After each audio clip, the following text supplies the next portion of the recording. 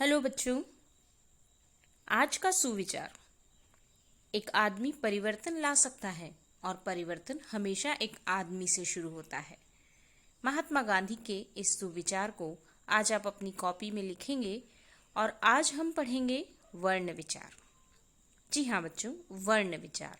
वर्ण क्या होता है? वर्ण यानी अक्षर, लेटर। कोई भी भाषा सबसे पहले किससे शुरू होती है? वर्ण से। किसी भी भाषा को जानने के लिए हमें सबसे पहले वर्णों को जानना होगा। भाषा को समझने के लिए वर्ण आवश्यक है और वर्ण हिंदी व्याकरण का पहला भाग है, जिसमें भाषा की मूल इकाई ध्वनि तथा वर्ण पर विचार किया जाता है। इस वर्ण विचार में हम पढ़ेंगे कि वर्ण भाषा की मूल इकाई होते हैं, सबसे छोटी इकाई होते हैं और ऐसी इकाई जिसके और अधिक टुकड़े नहीं किए जा सकते।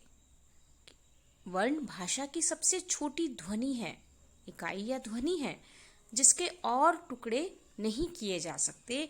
हम और भागों में उसे नहीं तोड़ सकते, जैसे अ, क, ग, ब आदि। हिंदी भाषा में कुल 52 वर्ण हैं। कितने? 52 वर्ण। बच्चों, शब्द को तोड़ा जा सकता है, वाक्य को तोड़ा जा सकता है, लेकिन वर्ण को नहीं तोड़ा जा सकता। और हम जानते हैं कि वर्णों से शब्द और शब्द से वाक्य बनते हैं, वाक्य से भाषा बनती है। वर्णों को तोड़ नहीं सकते, उसके टुकड़े नहीं किए जा सकते। इसके बाद आता है बच्चों वर्णमाला। वर्णों के समूह को वर्णमाला कहा जाता है। हर भाषा की अपनी एक वर्णमाला होती है कि जितने भी वर्ण अ से ज्ञ तक हमारी हिंदी वर्णमाला, हिंदी वर्ण कितने हैं? अ से ज्ञ तक, उनके समूह को वर्णमाला कहा जाता है और हर भाषा की अपनी एक वर्णमाला होती है। इसके बाद आता है बच्चों वर्ण के भेद। वर्ण 2 प्रकार के होते हैं। कितने प्रकार के? 2 प्रकार के होते हैं, स्वर और व्यंजन।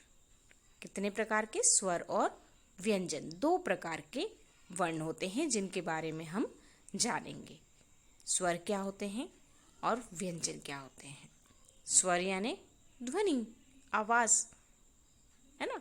सबसे पहले हम स्वर के बारे में पढ़ेंगे। स्वर, वॉवेल, ऐसे वर्ण जिनका उच्चारण स्वतंत्र होता है वे वर्ण स्वर कहलाते हैं।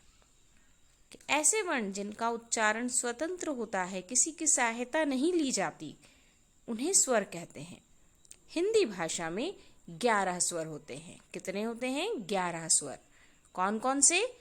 अ, आ, ई, उ, री, ए, ओ, आओ। ये 11 स्वर हिंदी भाषा में होते हैं। आपको याद करना है इन स्वरों को और इनका उच्चारण भी करना है। उच्चारण यानी प्रोनाउंसिएशन, इन्हें बोलना, बोलकर देखना। ये होते हैं स्वर। अब इन स्वरों के भेद होते हैं। इन स्वरों के कितने भेद होते हैं?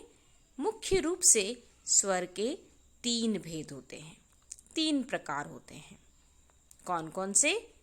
ह्रस्व स्वर, दीर्घ स्वर और प्लुत स्वर। ह्रस्व स्वर, दीर्घ स्वर, प्लुत स्वर। ह्रस्व स्वर क्या होते हैं बच्चों? ह्रस्व यानी ऐसे स्वर जिनका उच्चारण करने में बहुत ही कम समय लगता है।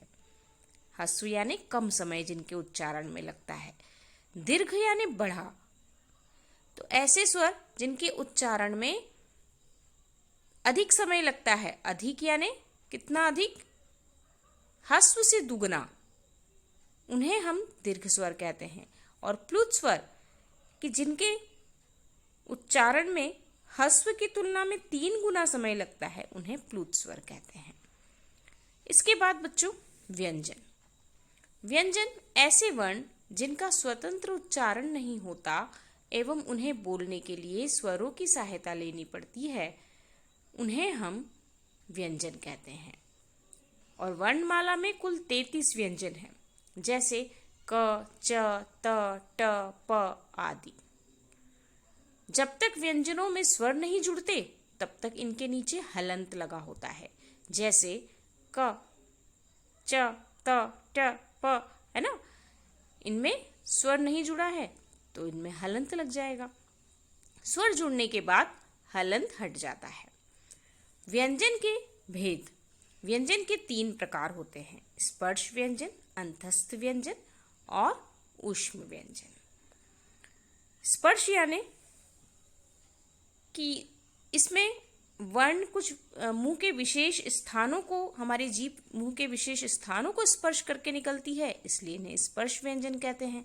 अंतस्थ व्यंजन यानी अंत यानी भीतर, अंदर, कि जो मुंह के किसी जीभ हमारी मुंह के किसी भाग को नहीं छूती है,